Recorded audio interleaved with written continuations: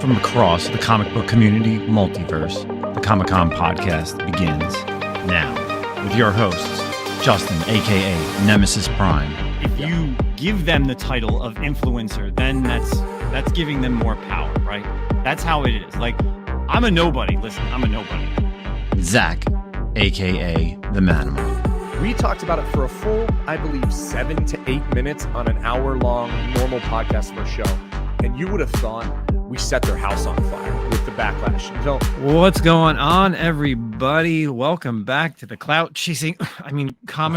podcast season 3, episode 45. Your hosts, the one, the only Nemesis Prime, who, is a troll, and then the king of all trolls, Milton the Manimal. Yeah, man. Fucking community, bro. What's going on?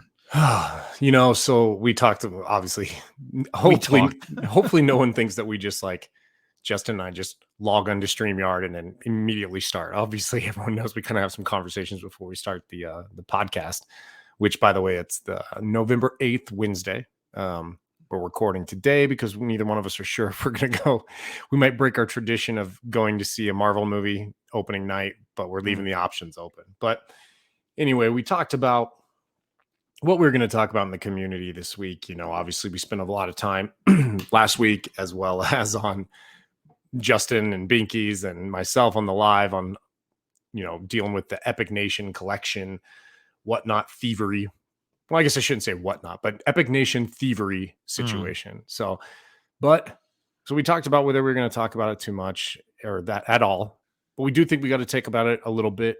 We definitely are, at the forefront of the pack, kind of helping lead this charge amongst other pillars of the community. And one of the things, I guess, what I wanted to say, obviously, we're not going to rehash the whole drama. Everyone knows this dude stole. Everyone knows this guy's a scumbag in multiple situations. If you've listened to anything, if you've followed anything on Instagram, you've seen the multitudes of skullduggery that this guy's up to. But I think where I'm at, and then we'll hear where Justin's at, and then maybe that's kind of what we'll talk about, is where we're at in this process of the Epic Nation situation. I think, and I told Justin this, I think my focus right now on this situation is one, and I guess, look, this is a bit of a warning as well. I'm letting out a warning shot to anyone who's listening. Moving forward, anyone who does business with Epic will be catching heat from myself. That's really all there is to it. I don't really care. I don't care if you're dumb enough to believe that he didn't steal, or even if it was his employee, the lies that ensued afterwards are inappropriate. Not to mention all the other situations that have come up with him being, low integrity. So at this point, if I find out if I hear of anyone, whether it's exclusive or artists or vendors or shops that allow him to set up at their booths at little cons or big cons or whatever, it's throat cutting time, in my opinion, for that. That's my main focus. I think my second focus, and Justin and I were kind of talking about this, there's a lot of people out there in the community who are very much like, hey, let's be positive. There's a lot of negativity. This is so negative. You guys are so negative. You're trolls or whatever. It's really bothering me because everyone's calling this drama, and we have as well. Let's be honest. We've clickbaited a little bit with the drama, and we've talked drama on this chat, on this podcast before, used that as a term, but that isn't the term for what's going on here. This isn't drama. This isn't individuals saying stupid shit. This isn't individuals making acetate covers or cutting to the front of the lines or any of that, which is drama, right, Justin? Yeah, true. Yeah, this is crime. This is a crime perpetrated on the community by a member of the community who's profiting off of the community. So I don't want to hear anyone call this drama. I don't want to hear anyone say, stop being negative. Let's start talking about positivity. No, negative. It's full pedal to the threshold until he's gone. And that's where I stand. Justin, what about you? Yeah, I'm going to kind of take it as far as on the community side. And like you said, the communities, there's some members out there making videos saying that it's all about the clickbaiting. It's all about the drama. It's all about getting the views and stuff like that. And you know what? And Zach and I have spoken about this before. We've said it on the podcast. We speak on phone calls and texts. We don't do this for all the clicks and everything. We understand that, listen, we're not out there trying to make a million views to get to do this and to do that. Like we like having fun. We like talking for an hour. Like it's great to be able to talk comic books with someone when, people in my personal life, like my friends that I've known for 20 plus years, like they're not in the comics. Like, so I can't have these Right. conversations with someone like that. So, it's not so much the drama that these people are putting out there. It's, we're letting people know, we have a voice, right? Mhm. Zach's been on YouTube channels. Like I've been on YouTube channels. A lot of the old cats, they don't do stuff like this. They're not the ones. It's not coming from them because they don't care anymore, realistically. And that's fine, right? That's, you know, Right. I'll To each throw it their own out in the there. community, Yeah, right? to each their own. Like, nothing, literally nothing against these people. They are genuine community members. Obviously both of us came from on Lords of Longbox, 3 Men in a Basement, Spine Ticks, um, Team Nerd Herd, the NY Warriors. Those are just a few names, right? Like those are old cats. Like there's a lot of new people that came into this community just prior to COVID, during COVID, after COVID. And I think sometimes there's a difference, right? Like Mhm. you and I, we spoke about this. We're on that cusp of we're kind of the old guys in the community, Right. not because of our age, just because we've been in, we've seen it. And I think that's the problem is that a lot of people that are making these videos don't understand that for us, it's not, again, I'm not, we're not Comic Tom. I'm not trying to make fucking videos for whatever reasons or Yeah, it's not our livelihood. yeah, that's not what it is. I just do this for an hour for fun once a week. Yeah, I mean, like literally what do we go? I went live twice in a week's time is probably the most time I've ever been live on a Right. YouTube show in probably the past 2 years. Like, yes, I've jumped on to like Newbie Show or Black Crown or whoever if someone asks me, but yeah, I don't know. Like, again, we're voices of the community, and people need to step up in voices of the community. Don't Yeah. be. I posted it on my Instagram the other day. Whether you're a retailer or a person in the comic book community, you should have a voice. Don't be scared to say something Mhm. because of cancel culture. Right. If it's wrong, it's not about drama. Um, Zach and I know all about the drama. We got it last year when we called out certain people whatever. This is a completely different thing. This is Right. not a community drama. This is a complete community theft, and people should be, speaking up. Yeah. It's circle the wagon times Yeah, for the community. and I'll say some. Obviously, Goose City Comics. Go check them out on YouTube. They have a great YouTube channel. They put out a video earlier in the week, and last week, and it was they had the information wrong. They had this video about like Epic stealing at Nerdy Show, which was completely wrong. And I commented, I said, "Listen, you don't have the facts right, and I just want you to understand that people are going to come at you and listen to this if they don't know the other information, and it's going to be wrong. Like, and Mhm. then it's going to open up more can of worms. It's going to start more rumors." And then other people reached out to me and they wanted to do videos, and nobody did these videos. So I think because so many people like us and Brian and Thorough have already done that. So again, I think we all need to have a voice and we all need to not move forward. I don't want to say that. Like, I don't think this is a stop and, like a stop and go thing. Like, it needs to stay Don't on the move gas. on is what you're saying. Yeah, Yeah. we're not don't move And, on yet. Yeah. the one thing that I feel like it is going to slow down a little bit is because it's November. There's no more big cons, Mhm. right? Like if this was March, April, May, you'd be seeing like big shows week after week or every 2 weeks. And then you'd really get to see the promoters and how these other vendors are going to treat this situation. We don't have our next big show until like February, and that's MegaCon, which I'm going to, which he said he was going to. So Yeah. let's kind of see what happens. Yeah, and like I said, we're not going to spend a lot of the time talking about that, but I do want to piggyback Mm. off some of the things you said. Surprise to anyone out there, Justin and I make 0 cents off of our podcast or off of our Instagram or off anything YouTube. Like I said, this isn't our livelihood. We don't do this for clicks like some people, Mhm. like to accuse us. And it's funny, look at the people who say that. It's very ironic. Like the people who are saying, "Hey man, you're doing this as clickbait and drama," are people who actually try to make livelihood off of clicks and views and stuff like that. But we don't do that. We've never done that. I'm pretty I sure think we're anyone so who far, real quick. I think we're so far in the red that like yeah. Yeah. between, let's just real quick, like, sorry to cut you off. No, no, no. We do that. We do, I constantly order stuff from Sticker Mule. You have the monthly StreamYard right? Yeah. We do the t-shirts. I literally charge $1 over what I pay for them. So we literally make no money off of that. Right. We did the variant. Okay, so we made a little bit of money there, but we've A still been doing little. this for Yeah. So we still been doing this for 3 years, and I'm pretty sure we're like Yeah, we're probably below. Like, we're yeah, definitely not even. way in the hole. Like I'm swimming in red. Yeah. But yeah, I mean, that's not why we do this. And so that's like the thing here. You know, when people say the clickbait and the drama and stuff like that's why it bugs me. But like I will say this as well, and I think, and this isn't like a toot our own horn type thing because it's not just us. Like this, what I'm getting ready to say, like applies to a few other people who I'll name as well. But we don't have any stake in the game, and I feel like that gives us a certain amount of power where we can't be canceled because how do you cancel someone who's not really even doing anything? You know, so Mm.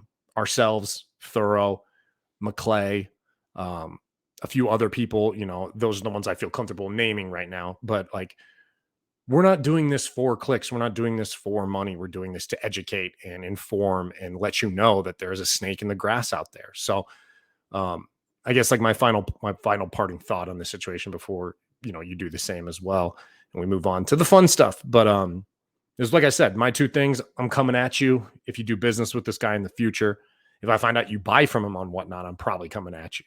Mm. So that's a warning shot. And I don't want to hear the troll comments. I don't want to hear the positivity. Let's be positive. Stop the negativity. Like that's going to go in one ear, out the other. And you'll be lucky if I don't respond to that. But like I said, this is circle the wagon time. Community protects the community. And that's what we should be Yeah. doing. We should be ousting this person. He should be pariah, gone. And this is, you know, like Justin said, there's no cons coming up. The success here is you don't see him at con. 2023 is the last year of Epic Nation. That is the success. Is we don't see him at MegaCon. We don't see him at the vendor things you go to in like the East here Coast. in New York, New Jersey. Yep. So that's it, Justin. Yeah, just keep in mind, open your eyes, people, open your ears, and you know, don't let this just fade away because if we let one snake stay in the community, then more snakes can continue to be there, right?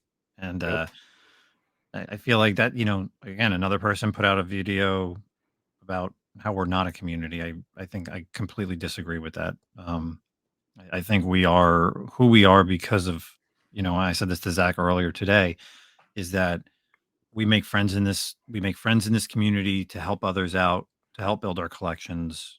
People look out for each other. People hit me up with their books that they're trying to move, when obviously typically Star Wars or Batman things. Hey, I'm looking to move some books. Do you want these before I, you know, put it out to the masses? And I appreciate that from people. And I think that's the same thing, you know, like I said to Zach when I was talking about this, it's like Zach was working on his Ghost Rider run. And at that time every time I hit the shop, I never go through the Ghost Rider section, but I knew Zach was working on it. You're asking me which ones I needed. Yeah. I'm like, hey, this is what they have. The prices are cheap. I think whatever you need, I'll literally pick up whatever you want. Like, and I think that's the thing is like, we all look out for each other for everything. And again, yeah, Zach and I have no stake in this game. We're not vendors. We're not retailers. We're two guys who like the hobby, who've been in the hobby for a very long time. And, you know, we appreciate everybody who's stuck around, who likes us, who doesn't like us, who's new to the hobby, who's old school to the hobby. And I think that's the best thing. One last comment about community. I will say as shitty of a situation this is and a black mark kind of like on the community a little bit.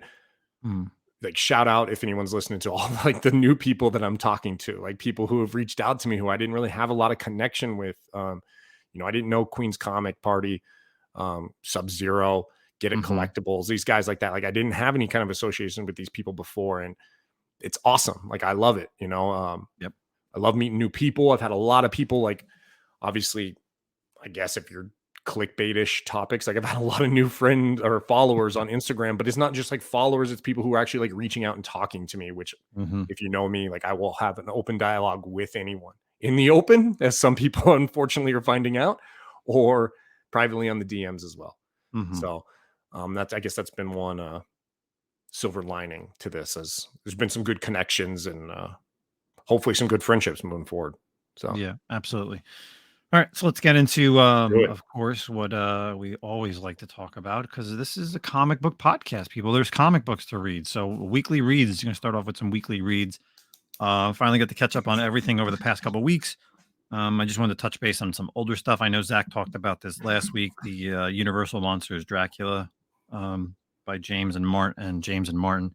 So now, here's the problem. The issue I had with this, I hate Martin Simmons' art, and he really Okay. bothered me. Weird for surprise because you're an art guy and it's very artistic. It's artistic. No, It's very it's artistic. so out there, and he Okay. did the same thing with Department of Truth, and that's one of the reasons why I didn't like Department of Truth.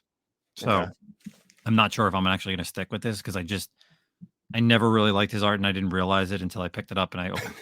Didn't No, realize yeah. how I didn't like it. Yeah, because you know what it is. I looked at the writer. I didn't look at the artist. I get you. And that's typically sometimes, even though again, like you said, I'm an art guy. I should really look at who's the artist, but I didn't on that one. Um, I'm sure we're both going to talk about this, so I'm going to hold it off for you. Punisher, I'm sure you definitely read it this week, so we'll kind of both talk about this. Let's kind of talk about. So we had you briefly talked about this, the scorched earth. Obviously, the end of the whole Batman Gotham War, Batman Catwoman. So you had Batman 139, man. Chip Zdarsky, can do no wrong with Batman. I'm sorry, right? Oh, I didn't read 139 yet, but go for it. Oh, It's okay. okay. It's I have 2 issues left. I didn't read Thanos and I didn't read 139. Okay, so obviously the end of Scorched Earth. Now we can kind of be more spoilerish. So obviously Nightwing kind of locked him out of the whole Bat network, so he's kind of on his own. He's less gadgets, and the family doesn't like him, right? And in this issue, now we see a Bruce Wayne who can't go back to Wayne Manor, so he's got basically he's kind of has no money.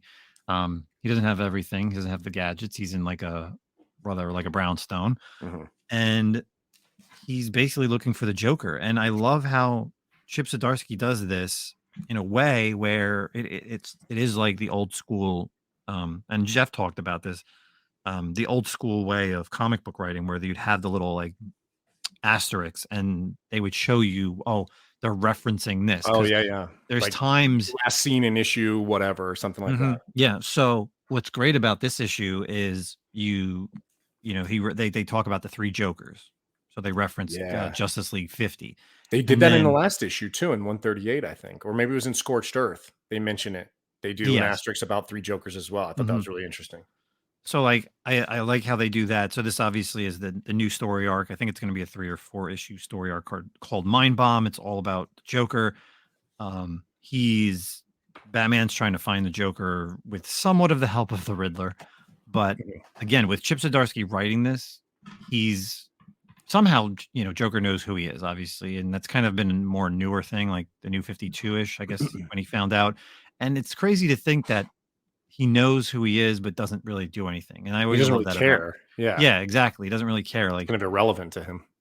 Yes. So in this issue, and then same thing, like Chip Zdarsky brings up people that trained Bruce Wayne, and the same thing. The asterisk comes up, and it was like Batman the Knight, and I was like, oh, that's right. Such an underrated people. If you haven't read Batman the Knight, it's so good. Yeah, I know. So I thought about that. I was like, oh my God, that's right. He did that 12-issue run. Yeah. So like the people that were first introduced in that limited series are in this very briefly. But yeah, it's really about this again, the Chip Zdarsky doing the whole cross, Dr. Jekyll, Mr. Hyde type of thing with Zara Earth Batman. Joker's trying to bring him out because he really wants to fight him, not the normal Bruce Wayne. So I'm excited. Definitely, issue. Yeah, dude, it's such a good issue. And then kind of some other, other stuff that came out. Kind of, we'll talk about some Star Wars stuff. So last week we had the Star Wars Hyperspace Stories number 10, which is the first appearance of the Bad Batch. Got to say, an absolute terrible story for a first appearance of characters who are pretty popular, pretty predominant right now in obviously Disney Plus and animation. It's basically about you have the Bad Batch, and they find this stupid little plushy doll or like a Chewbacca doll from some kid. And the whole story is about them trying to get it back to whoever lost it. Right. And like, obviously Wrecker is the one pretty much carrying it because, Wrecker's like the big dumb idiot type of way. Yeah. But it was just like, I'm like, really, they could have had such a cooler first appearance than this kind of like kids-ish story, especially Mhm. because even Bad Batch is not really like a kid cartoon. No, not really. Yeah. So I I really wasn't feeling it, but of course it was, I think it was a number 1 or number 2 on the top 10 for cover price because of course everybody wants to go and buy it. But I guess really picks of the week, we got phase 3 of Star Wars High Republic is back. I'm happy about it because I absolutely didn't like phase 2. yeah, yeah. So we have both the 2 issues that came out this week. You have Shadows of Starlight number 2 and then High Republic number 1, volume 3 number 1. So it's interesting stuff because the Shadows of Starlight, they're kind of doing, it's a 4-issue mini, but they're more one shots of the Yeah. different I'm characters. really enjoying it too. Like everyone's Yes. view of what's like since the events. Yeah. I think it's a So good take. yeah, it's very interesting. So the problem that I kind of did it backwards. And did you read these 2 issues? Yeah, yeah. They were actually going to Okay. be like honorable mentions for me. So I'm Okay. glad you're talking about them. So it was, I read High Republic 1 before I read Starlight, Same. and it should have been the reverse because Shadows of The Starlight. so I wondered that though, but the list in the back of High Republic Mhm. actually shows the reading order kind of actually Yes. High Republic first. But here's the thing. So volume 3 issue 1 starts off 1 year after phase 1, right? Yeah. After the Starlight beacon is destroyed. But with Shadows of Starlight, it picks up 1 week after. It follows Avar Chris, follows Elzar Mann, and it follows the 1 week, then 1 month, and like 6 months. Because then Jumps a eventually little, at the end of issue 1, you hear the name Avar Chris again, like she's coming with her flagship. So I like the Shadows of Starlight was very good because again, it gives you one Jedi's point of view. It builds the relationship between Elzar Mann. You find out that Elzar Mann and Stellan Gios were kind of like companions growing up as Padawans in a way in the Jedi Temple. So you felt you get the understanding of what happened in phase 1 with Stellan. I thought it was just an amazing issue because I love Avar Chris. She's definitely my favorite character in the High Republic era. And then you got on the flip side, you get the volume 1, obviously 1 year later. Keith Trennis is no longer a Jedi, no longer Padawan Jedi Knight. He's now a Jedi Master. Yeah. Totally older. And they're kind of, you find out that the Nihil are, out in the outer rim. They've set up this thing called the collision zone, and basically nothing can get past it. And of course, they're running around with those nameless that are just, which again, they just destroy the Jedi. And it's interesting again that we have villains or we have beings that can battle the Jedi that are not like Sith, right? And that we've never heard of. Yes. Yeah, that's great. Yeah, so I think it's amazing that they actually can do this. And there's like, okay, it's fine. We're not going to see characters. It's not going to be a Sith Lord, or it's not going to be tons. It's just not going to be Jedi versus Sith. It's actually going to be some type of marauder or pirates, and then these creatures that pretty much have the ability to just destroy the Jedi. And then obviously the end of, and this is not really too much of a spoiler because she's literally right on the cover, the return of Lorna D right at the end, which was cool, working for the Hutts. So yeah, I'm excited to see this phase, and I like how, like you said in the back of the book, it literally just it's going to tell you like this whole phase is those 4 issues for Shadows of Starlight, and then the 10 issue. This is going to be a 10-issue run, so you know exactly how long it's going to go and what's going to be part of this phase. Yeah, I really enjoyed him as well, and it's funny that Avar Chris is like your favorite character. I think might be a tie for me. I'm a big Elzar Mann fan. And I kind of really you didn't really get much of him in the comics in the first phase. You got him more in the novels. And you and I both read majority of the novels. So, and I really do feel like Elzar Mann's going to be, he's going to struggle with the dark side. I really think moving forward. He's definitely like borderline, like a gray Jedi right now. He has anger issues. He kind of operates in the bubble a little bit. So I really like Elzar Mann. And I'm excited for next issue has Bell. Yeah, Bell Zedifer and Ember. That'll be a good one. And I think we're going to get some information on Buryaga in that one too. So I'm really excited for that. But yeah, I really liked issue 1 of High Republic as well. Super strong coming out. Keeve is an amazing character. I love the change with Surret and Tarek, the twins. How like because of the shit they've gone through, they don't jive anymore. And I don't want to spoil. I really hope we get to see more of that without spoiling too much of that issue. I want to see that develop a little bit further. But yeah, it sucks because like if you didn't really read that, because it was just such a gap right between phase 1 and phase 3. Phase 2 kind of killed it. You forgot a lot of shit, like It was just dumb. It's got to play in. If it doesn't play in, it was just a waste of time. Yeah, like none of the characters were memorable for me, other Yeah. than like that 4-issue The Blade series, The Blade was and the the only, Nameless Terror was the only cool issues like that, like the Dark Horse one. yeah. Yeah. I wasn't a big fan of the Marvel, so Yeah, and I think I've kind of given up on the adventures. I'm not sure I'm going to read that. I don't even know what it is for the Dark Horse side, to be honest. For I think they're phase. still going to do Star Wars High Republic Adventures. Like I saw it in the solicitation somewhere. Oh, I know it comes out, but What yeah. about you? What about weekly reads? Yeah, those. I mean, you nailed those ones, and then I'll come back to. We'll talk the Punisher at the end here, but like I think this week the ones, and I had some. One of these books is kind of older. I got a bunch of books from DCBS late. Sorry, I'm looking through this real quick to remind me. But yeah, I really liked Void. I'm loving the Inner John universe. Period. Like I'm standing right now for the Inner John universe. So I liked Void Rivals. I know some people have said they haven't been crazy about the story, but I do enjoy it. I like that it's new characters, but I love that you're getting a dabble into the universes as well. You're getting like the quintessence, or what are they called? The quintessential Quintessence. Yeah, quintessence. And then so you're getting some Transformer stuff, but you're also getting a new universe. And I'm enjoying that story. I think it's fun. And I'm getting invested in the characters as well.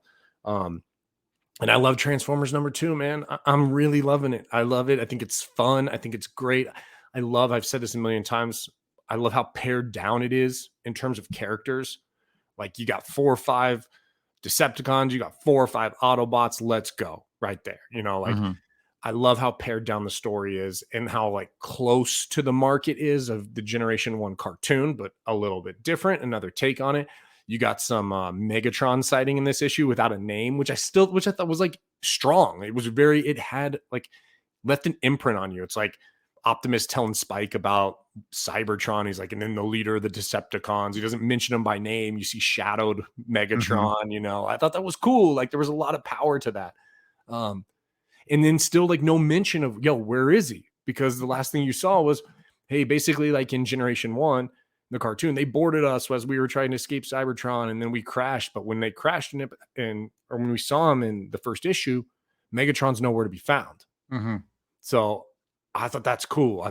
Now he's like this shadowy figure looming in the background, which is perfect because we don't need him right now, but he's there. Like he's a presence to be felt. So because he's the type of character, obviously, with his alt mode is he could just be with the military, just as a gun, right? Yeah, like, that's simple. Right. So I think that's cool. I'm really enjoying it. I loved the Duke introduction, and I wouldn't have spoiled this if it hadn't already been spoiled. And I kind of wish it wouldn't have. I saw this on some sites. I'm not gonna, and no hate or no shame. I'm not gonna mention the sites because I don't want to ruin it for anyone else. As I'm about. I mean, it was out there. I'm about ready to ruin it anyway. So people put it out there what the first appearances on all these books come out. So you get to see like a Duke first appearance in this too. So it's just like so seamless, like how it's kind of like they're moving it together in the Inner John universe. And I thought that was cool. And in the back of both issues, Void Rivals and Transformers, you get a preview of Duke #1. So cool stuff. Really, really like that. And then, let's talk Punisher here. Man, a little underwhelming. I'm not sure what your opinion of it was, but like, there wasn't a lot of standout on this. I felt like I'm not upset by it, but I was kind of hoping for more. I mean, you got this SHIELD agent whose family was killed. It's almost like, and then he's got a person working, like a person in the chair, very much like oh gosh, what's his name? Fix it or no? Oh my god, I cannot believe Micro. Yeah, Microchip. Yeah, and it's just like, this is what we did, and it's Joe Garrison. I mean, it's a pretty standard name. He's a standard looking dude. Like, I don't know. I was just like, meh. I mean, we'll see how it goes. But I mean, it's violent, that's good. Yeah. I like how they think it's Frank Castle, so that's how like the news portrays it. They're like, oh, is the Punisher back? Is Frank Castle back?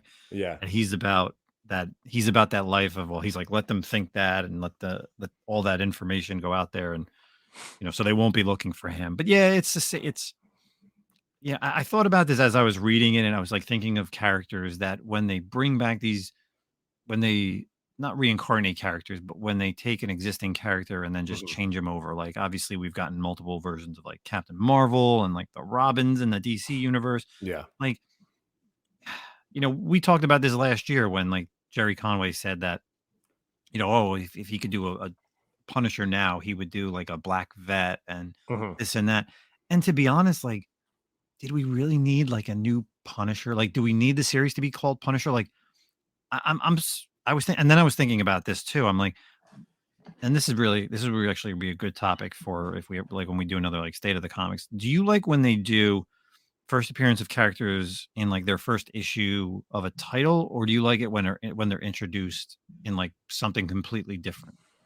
Pretty indifferent. I mean, I think it is cool. Like, let's say for whatever reason, Joe Garrison hits big, right? And he just becomes a badass character. It's nice to know that no one's going to be like, oh, his first appearance, it's Punisher 1. That's it. That's it. We're not doing this 180, 181 Incredible Hulk bullshit, So like, I appreciate that there's no cameo. That's nice. But I'm pretty indifferent about that. But he was a SHIELD agent, so he could have been in the background of like some random SHIELD someone will find some. Well, that's the thing. I bet you could look at any SHIELD issue. There's some dude who looks like Joe Garrison. He's a white blonde dude with like a bowl cut. Like he's there. Yeah. he's there. Yeah, I don't know, dude. And I don't know if you felt this way, but I didn't feel the like emotional connection of. Like, I felt like whenever you read Punisher, and maybe I'm skewed because I, grew up with Punisher and I've lived through all the incarnations of like the movies and the shows and stuff like that. And I always feel it. I feel it how Punisher's family was killed. And like, I feel that like there's times in myself when I see that and I'm like, man, if that happened to my family, like I don't know, man, like that. I feel like maybe I could go that route as well. I didn't feel like this guy. I didn't feel it with him. He didn't like, the emotion didn't seem there. And granted, it's issue 1. So I want to give it time. I know there might be some big Punisher fans out there that really want this to succeed. And so do I. So I'm going to give it time to breathe. We'll see how it goes. But I didn't really get the emotional like connection with the loss of his family. Like it was violent, but he didn't have that. He didn't have a reaction really to him. Yeah. He was very like that was his job. Calm and, cool, calm and collective instead of like, looking for this guy, like I think he would be a little bit more like brutal. Right? Yeah. I mean, some of the fights are brutal, but not like that type of brutal. If you know what I'm saying. I mean, it literally seemed like this was his SHIELD mission. Yeah. So, but let's give it some time. We'll see how it goes. I kind of disagree with you when you said, did we need another Punisher title? And I kind of feel like we do. Because of all that, the controversy, like I don't agree with that controversy. We talked about this when it all came out, the Jerry Conway and how they ended the old Punisher series. And then obviously Jason Aaron did an amazing Punisher series, but then said he's walking away from the name The Punisher. Frank Castle's gone. I'm sure I'll be back. But I don't like that real world situations affected, like real world sociopolitics affected this comic book. Like that bugs me. Just like I don't want politics in my comic books. I don't want comic books to follow like drama in the real world, let it exist, dude. So I'm kind of glad they brought back the Punisher because it's a mainstay, man. Like it's a Marvel mainstay. So I don't know. We'll see. Yep. Anything else? No, man, there's some good books, dude. There's some good books. Let me ask you real quick. With your DCBS, did they give you this Vault Unnatural Order? I haven't gotten my new shipment. So okay. No. I got 2 copies of it. And like they give you free shit, like bag and board this stuff. I already get bags and boards on the rest of them. Like, what does it cost? You charge 10 cents. Yeah, they slap it in there. Yeah. Yeah, it was like literally just like loose in there, but it is Kyle Yost. It's Vault Comics, Kyle Yost, or Christopher Yost, I'm sorry. Unnatural Order. I'm actually kind of excited. I'm going to read this real quick on the back. It says, after the fall of the Britons and the Roman invasion of Hibernia, the captive known only as the Druid is released, sending a darkness across the world, an age of horrors, of fire and entrails. As the innocent burn in the wicker fields, those who would resist learn of the existence of a man who even the Druid fears. For it is this prisoner, a soldier from a different time, who alone knows the Druid's secret. This is not how the world is supposed to be. So, pretty cool. Sounds pretty cool. Romans. We talked about the Romans. We're always thinking about the Roman Empire. So I'm ready to read that book. Nice. All right. Anyway, I'll give it a shot when I get it as well. So let's stick with some comic books. This article is about a month old, but I figured the comic's coming out next week, so it's perfect. This is over at thepopverse.com. Marvel Carnage series comic book is scarier than the publisher thought, and it's now warning retailers. So retailers have been advised that Carnage is no longer suitable for preteens. So it looks like Spider-Man isn't the only character so spooky that Marvel's had to age rating on a comic before it arrives to its stores. Just weeks after, now this is obviously older, a little bit, about a month ago, just weeks after spine-tingling Spider-Man #1 jumped from teen plus rating to parental advisory notice, the same fate has befallen on one of its villains, which it should. Notification was sent out to comic book stores Thursday, advised that the first 2 issues of the upcoming Carnage series, done by Taran Grombeck and Perry Perez, will now carry parental advisory ratings as opposed to T and Teen Up. I'm pretty excited about this. So, given that the horror theme, spine-tingling Spider-Man issues have already gone through a similar reevaluations, it's not entirely surprising that the age rating for Carnage, a series centering around a psychopath killer that's teased its first issues as being shocking and unexpected, is being upped. In fact, all things considered, it might actually have more strong harmful for its target audience if it hadn't been. After all, imagine a world in which Spider-Man of all people had turned out to be scarier than one of Venom's more creepy offspring. So this comes out next week on the 15th. I figured, hey, let's talk about it because I'm sure this book will most likely be our top picks of the week. I mean, the last full Carnage series was amazing. Prior to like the whole Donny Cates making, Null and symbiote and stuff. Like, I think that series was absolutely amazing. Some of the older Carnage, like 3 issues, like Carnage USA was good. Yeah. Minimum and Maximum Carnage, like those. He is just such a great character. Like, Yeah. Such a psychopath. And I think this is perfect for the comic coming out. I'm sure you're picking up #1, right? You're ready for this. Yeah, you know what? Honestly, one of the things I'm most excited about this, besides like, and this is, I'm with you too. Like, hell yeah, dude, make it scary, make it gory. Like, this is how Carnage is. Carnage actually might be one of the last full-on villains Marvel has. Like that they haven't tried to make an anti-hero. He's never gone good. Like, I don't know how you would ever make Carnage go good, besides maybe, I guess. And I love it now, even like in the last run. So I'm kind of dovetailing here a little bit, but in the last run, you split up. You had Cletus Cassidy and you had Carnage, and they were both pieces of shit still. Like, I love that. Like, don't ever give me the Carnage symbiote on like a good person and he like makes them good. Like, that'll piss me off, But yeah, so I loved it. But the thing I'm actually kind of like, I really excited about this for is, and I apologize if, I'm sure she's not listening to this, but if she is, or anyone else and I'm mispronouncing her name, Tarun has been writing, it really seemed like she's getting the seal of approval from Marvel. She's kind of in her defense, man, she had to pick up some dog shit series, right? So like, she wrote the end of Thor, kind of finished it out, which is never good when it had plans and then you have to come in and kind of pick it up. And she finished it pretty strong. She did a great job there. She's also finishing or currently writing Venom as well. And same thing, like it's good, but she unfortunately has to work off the playbook that someone else set up. You know what I mean? She's also writing Realm of X, which is a miniseries for Fall of X, which is pretty strong as well. So I like that the Marvel is giving her like her own, like, hey, here you go, fresh start. Here's an issue 1, run with it. So I'm excited for her. I'm excited to kind of see what she does on her own as like okay, now it's my story. I get to do it how I want to.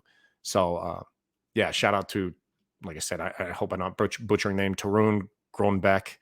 Obviously some, like, I think Scandinavian. I couldn't tell you where, but yeah, I think that's what I'm excited about. I'm really intrigued to see her writing fresh out of her mind with like, no, she didn't have to clean up other people's messes. So to speak. Yeah, exactly.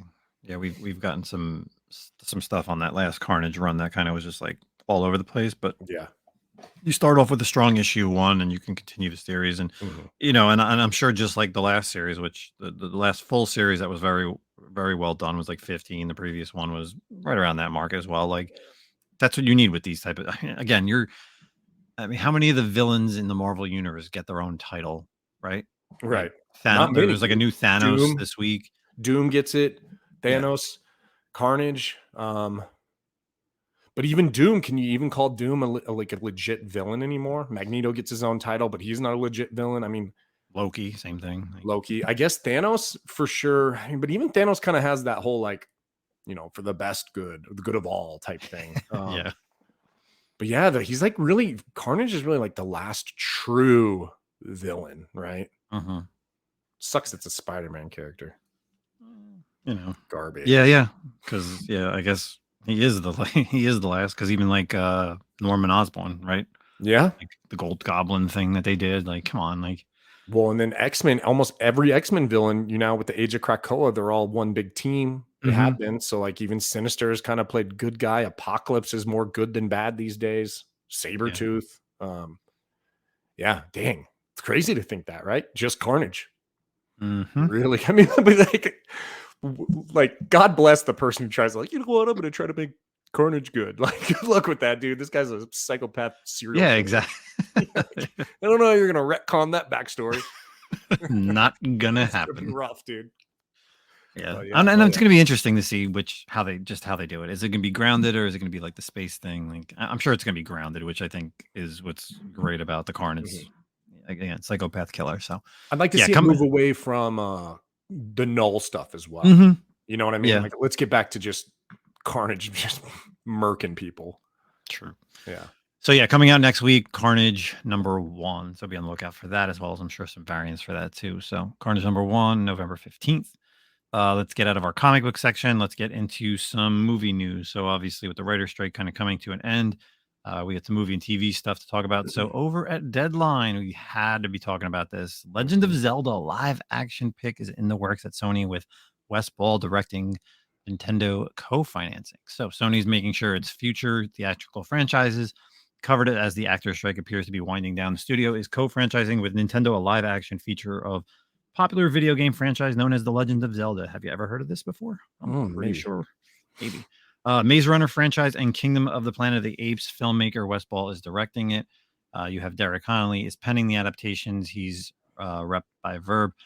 By Verb. Ball is producing the movie with his producing partners Joe Herrick under their Oddball Entertainment banner. So the video game, if you don't know, I can't believe I have to actually say this, but the video game created by Japanese designer Shigeru Miyamoto, launched in 1986. It follows the elf-like warrior Link and his elegant Princess Zelda as they fight to save the magical land of Hyrule from Ganon, an evil warlord turned demon king.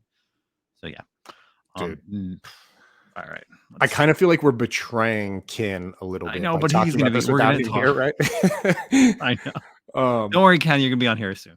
Dude, I couldn't be more excited about this. All right. So here's the thing. This is where it gets worrying. Like, I know what you're going to say, and I'm with you. Yeah. All right. So we're in our 40s, right? You just turned 40. Oh, you didn't yet. Okay. Soon enough. Next month. But whatever. We'll just call this like the old timers. Like, we've all played it. We've been playing it. Zelda, whatever, Link to the Past, Ocarina of Time, you name it. Yeah, every incarnation. I haven't played in Tears of the Kingdom, but like, you really can't fuck this up. Yeah, and so here's the question. I actually was talking. I was chatting with Black Crown about this. He sent this to me on Instagram as well, and we were talking about it. And we were having a lively conversation about, does he talk? Does Link talk? And like, what do you do here, man? Because Link's never talked, and that's always. I think we talked about this previously, how Link was created as like a mirror of you, the player. That's why he only makes weirdo noises. And you never actually hear a voice. And Black Crown thinks, no, of course you can't have him voice. You can't give him a voice. But I don't know how.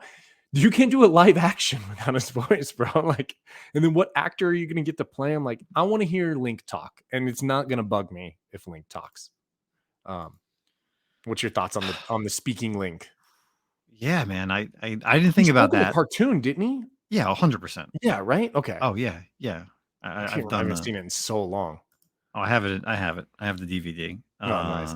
Between that and I agree with you. It's going to be very odd. It would be very odd for them not to do a voice for a character. We've kind of seen that with the cat. You figure games like, obviously, again, we're going to talk Ken's gonna hate us, but like Final Fantasy VII came on the PlayStation 1. There was no voices. Yeah. The first time that we ever heard iterations of any of those characters was actually Kingdom Hearts. And I think that came out before Advent Children, the movie. Yeah. And then, obviously we heard like Sephiroth's voice in Kingdom Hearts, right? All of them, like Tifa, Cloud, they're all Aerith. Oh, yeah. They're in there. In the first one, right? Yeah. Yeah.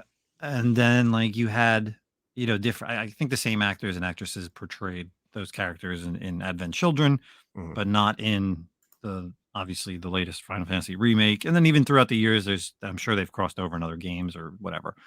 So yeah, it's weird because it's like you have this in your head, like who you want to play these people. And like, obviously people are already fan casting, but yeah, like Link is going to be a tough one. I think young, right? Like I want go young, man. Not young, I want like a teenage type of thing. Teenage to 20s, like okay, well, before we talk about casting, because it's kind of my deal with your casting, you had to pick a game storyline, which one do you pick? Let's say they said, hey, we're going 100% off a plot from one of the games. Which one do you pick? There's only one right answer here. Oh, I know. It's Ocarina of Time. Yes. Okay. I didn't know if I was going to like tip my computer and quit this podcast if you said something else. Like, if you're going to say like Four Swords or what was oh, God, no. What was the one where you sail around on the boat? Oh, Wind Waker. Wind Waker. Yeah. It was terrible. Was kind of fun. I don't know. No. Yeah, it's you say what? I say Ocarina. Yeah, Ocarina of Time. Ocarina of Time. Oh, hell yeah, dude. Give me the Gorons, give me the Zoras. Like, and that was kind of the first time you really had those kind of characters introduced to actually like a role. You know what I mean? Like, you had Gorons, you had Zora in like previous games, I think, but they weren't fleshed out. You actually got like backstories to like the different races in Hyrule. Man, I want to see that. Like, I want to see a child Link, and I want to see him aged in time, bro. And I want to see adult Link. Yeah. The only other one I could think of, and I don't know if you really could do like as far as game wise, like Twilight Princess, but that's way too crazy. I mean, A Link to the Past. Link to the Past isn't bad. I mean, honestly, after Ocarina, Link to the Past is like my favorite. Yeah, because that was actually the first one that I really had people, like, I guess, like, because you went to the different towns, so it made sense to like expanded certain things. But yeah, obviously Ocarina of Time.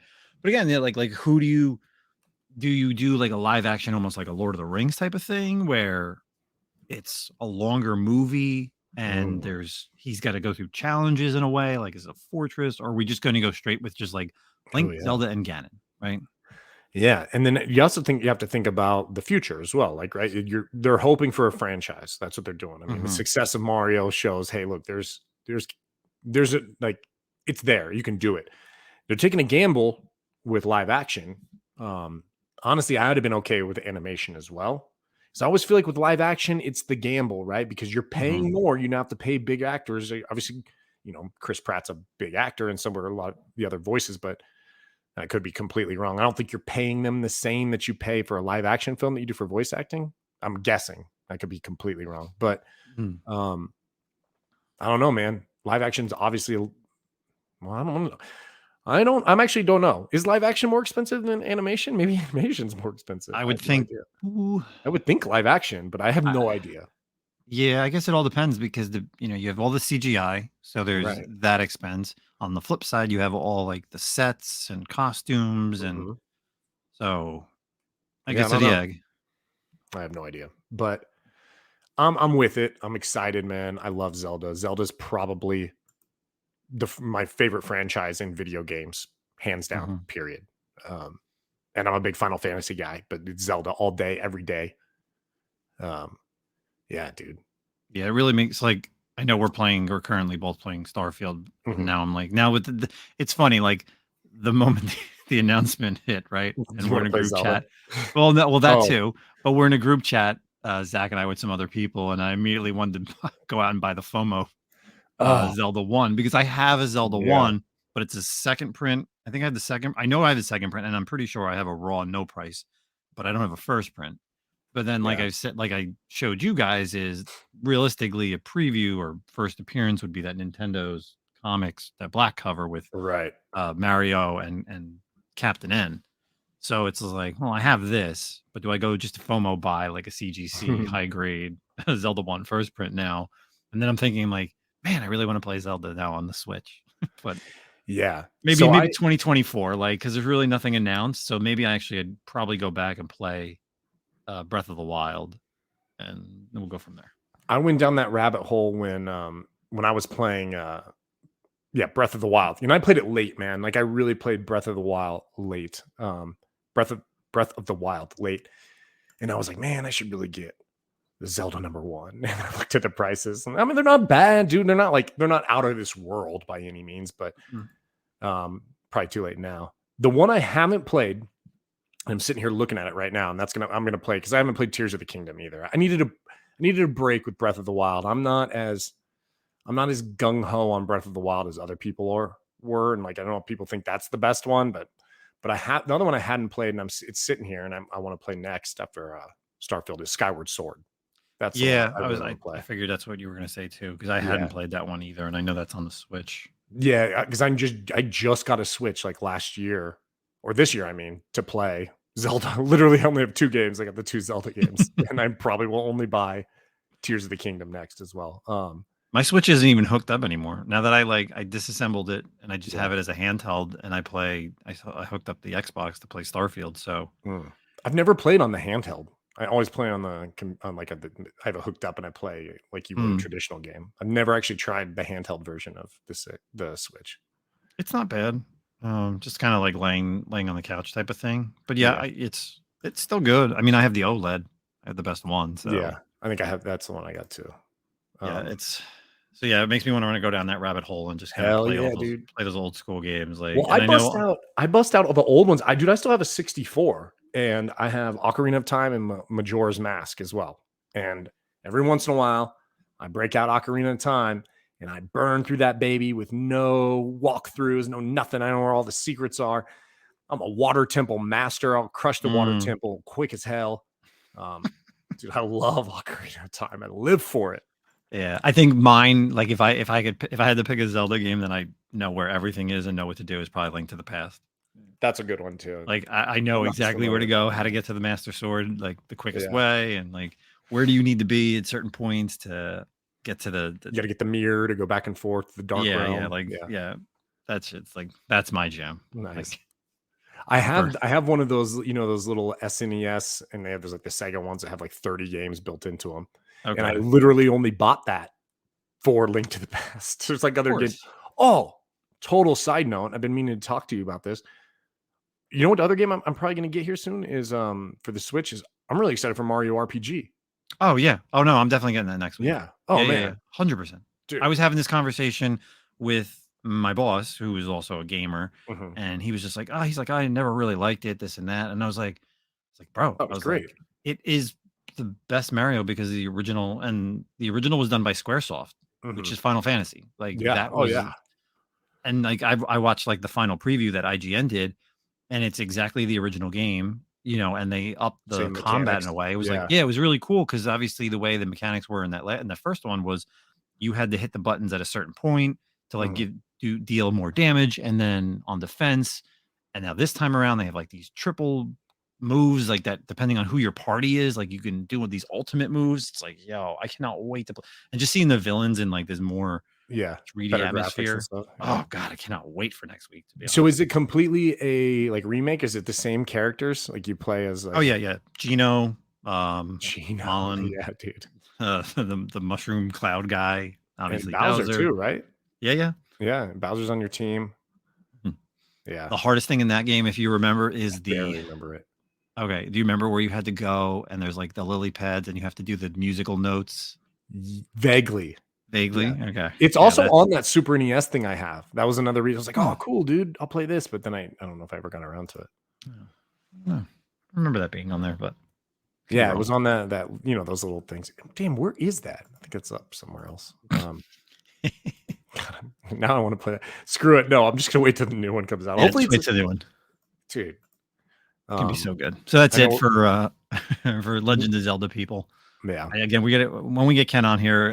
We're definitely going to do like a video game, an all video game show. It's probably most likely going to be a bonus content thing because I'm not sure people that like video games as much as Zach, myself, and Ken do. And obviously, with my people that follow me on Instagram, you've seen my changes a little bit in my collecting, and you know what it is. And this goes back to like what Gabe says, like, love what you collect what you love. Like, Who's yeah, Gabe? man, I've been Gabe. Just joking. I don't know, some guy who's Oh, been on the my show. Gabe, not Laura's Gabe. My Oh, Gabe. yeah, you're Gabe. Okay, I wasn't sure which Gabe you were talking about. I mean, literally, like I'm a gamer before comics. Like I've been gaming since I was like 4 years old, and going back and buying some of these games, like finding these games, some of them obviously like in CIB, like complete in box, has been so much fun. And like going into stores, I'm like, oh my god, like I'm like I wanted this game, but it's like I'm not playing the games, like I'm just buying them to collect them. Yeah. Like I think it's just cool to like display them, and there's so many games out there that I'm sure like you see like that you don't think about anymore, right? Because they're not franchises anymore, Right. and you just see something and you're like, I holy remember shit, I that game, remember yeah. this.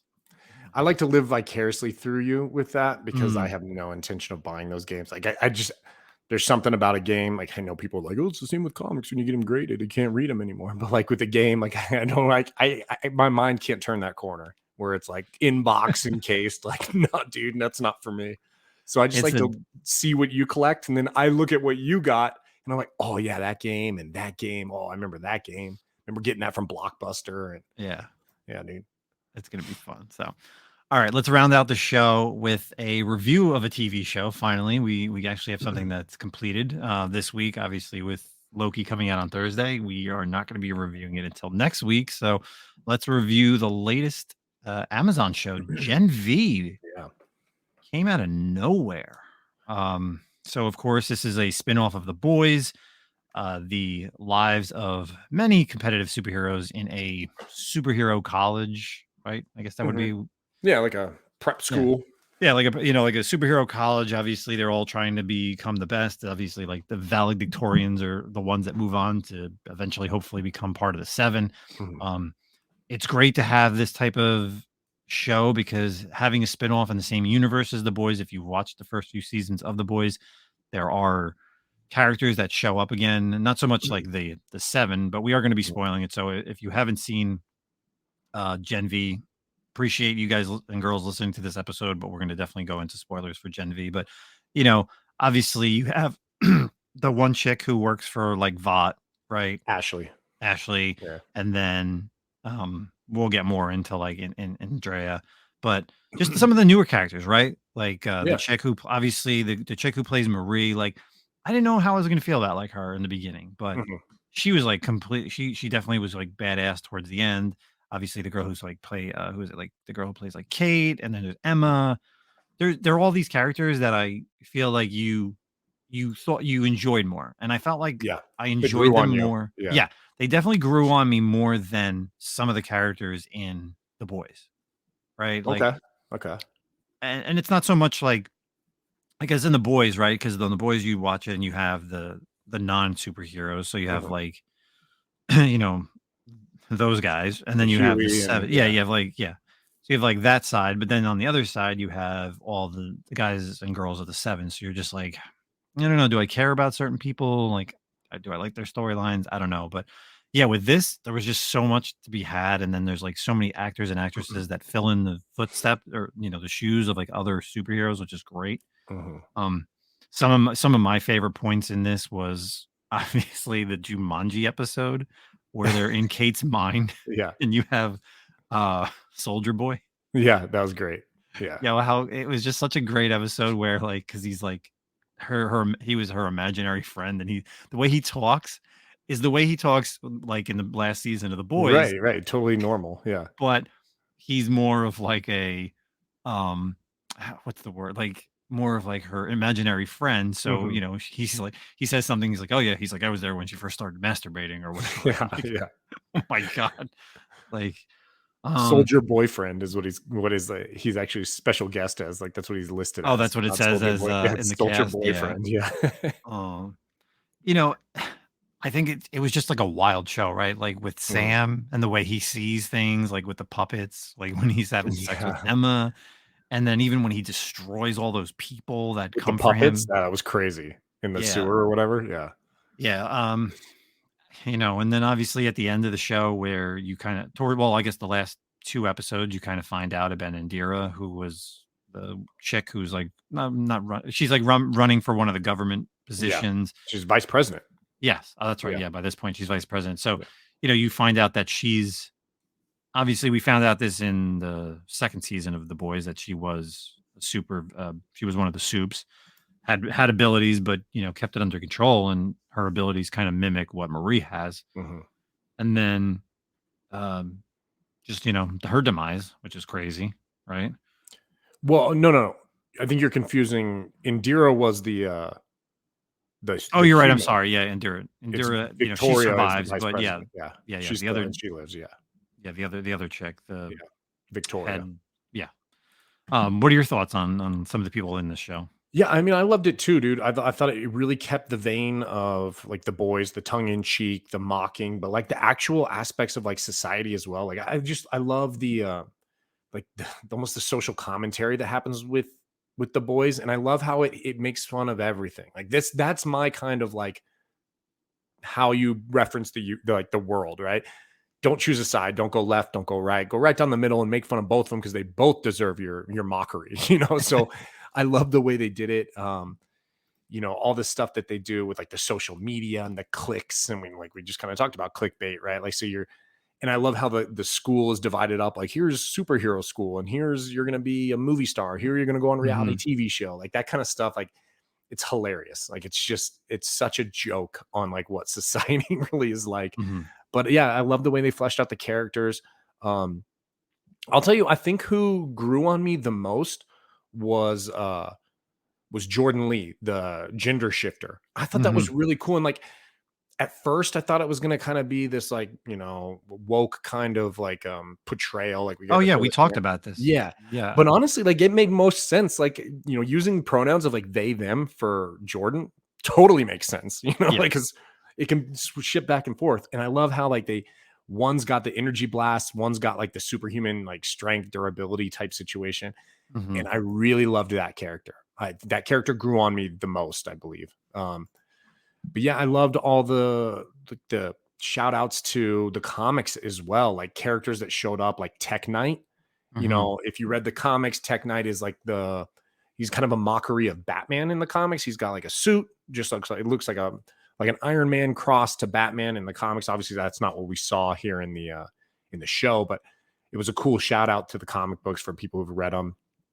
I loved all the Deep showing up, A-Trains, like visuals, like in the backgrounds or on commercials and stuff. Like it just really touched. It really was like part of the universe, but it wasn't part of the universe. You know what I mean? Like it didn't need it. Some of these shows that go like Marvel does this, where they bring in all the, the big cast, and it's like because they don't think the strength of their show is strong enough without like but you could have taken away all that stuff. Like you could have taken away like the signs in the background of the Deep and like A-Train, and you could have just said, look, here's a prep school. You've never seen any of these characters. This is in that same universe, and you can mention the 7, but that's it. And it still would have been strong. But yeah, and then of course like Homelander shows up because it would have been weird, right? Like you're sitting there and it hadn't got spoiled to me. I don't know if it got spoiled for other people, but like that last episode when it's just pandemonium on the campus, right? Like the soups are just running wild. And I'm like, okay. And I think I even turned to the wife and I was like, well, like, I mean, Homelander's got to show up. He's the only person who could stop this, right? Like, so Homelander flies down and just the level of scorn on his face for these people. Like, oh gosh, name a better character right now in media than Anthony Starr as Homelander. Like, name a better character. Like, I dare you. He just knocks it out of the park. Yeah. And they said that the next season of The Boys literally picks up a few days after this. Oh, I didn't know that. Yeah. Okay. So at the end of this series, and obviously if you've been watching The Boys too, you know that what has happened, and Ashley even says a lot of things that happened at that last couple of the last couple episodes of the last season of The Boys. And this obviously got greenlit for a season 2. Yeah. Where the characters are they in the woods or some other place? Yeah, what's the story with them? What's going to happen? But so I got to ask you, so the entire series, what was the craziest thing that Oh, was I shown? The mean, crudest thing? it was when she blew up the dick, right? Like, Okay, all right, yeah, all right, okay. or were you talking about when the No, girl no, no, got that's small definitely and no. Obviously, yes, I have my own, but all the that was penis things for sure. All the penis well, stuff. yeah, but no, definitely the blowing up of Rufus's dick was definitely. Well, and like, okay, so did that happen or not? Because then, like, 30 minutes later, Rufus is walking around like he's still got a non-exploded dick. Like, or was that? I'm No, confused on that. Like, did that really happen? yeah, I think that happened. Because he's just like walking around, totally happy, still being a piece of shit. You know, and, like, does he still got an unexploded penis? Like, I don't know. Yeah, he wasn't like scared after that because even like after that, that's when he finally meets like Sam. Yeah. But yeah, he's not like he's not a scared child with no penis. But yeah, that Right. was definitely the craziest thing. Obviously, the thing with like Emma when she's fucking the guy Small. in the beginning. Yeah, when she's Yeah. small. It's just like jerking him Uh, off or whatever. It's so weird, dude. They come up with some of the weirdest shit. And it's almost like this stuff that, like, I feel like this is what's so great about The Boys. Is like, okay, so when Ant-Man and Thanos, what did they call it? The anus thing where it was like, mhm, oh, well, Ant-Man will just go, inside Thanos's butt and then explode, yeah, And the boys are like, they hear these things and they're like, let's take that. Let's yeah. do something with that. And they do like in The Boys where he goes inside the penis or Mhm. this, it's Well, wild, even dude. in this, she goes inside the guy's head, that security Yeah. guy's head. Oh, And, dude, that was crazy too. yeah. It's so good, man. They are just crushing it. And I'm not surprised because Eric Kripke like did Supernatural, which is like one of my favorite shows of all time. And I mean, it's Mm, just so good. So I'm not surprised that it's this good. So mhm. yeah, dude, great show. And Yeah, I think we have to wait a while though for the boys to come back. yeah. I don't Um, know. The Boys Volume 4. Well, I let's guess see. yeah, season I'm looking 4 right was. now if we've got a release date. TBA, still TBA right now. Ooh, yeah. We were, I'm sure the strike didn't help with that, right? So oh yeah, yeah, yeah. That's right. Yeah, I guess 2024 doesn't really have a date. First they season finished it finale. in April of 2023 filming. Yeah. But yeah, so the withhold. Okay, yeah, here we go. Kripke tweeted that they were withholding release of the new season until the WGA strike was resolved. So Hmm. we'll see what All happens. right. But Yeah.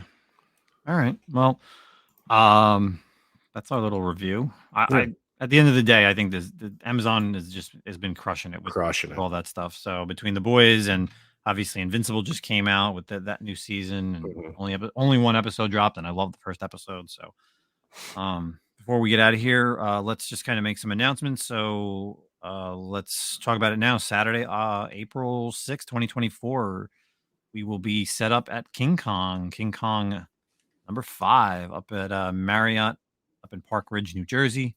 Make sure you boys and girls start bookmarking it now, finding out about it. We will be set up.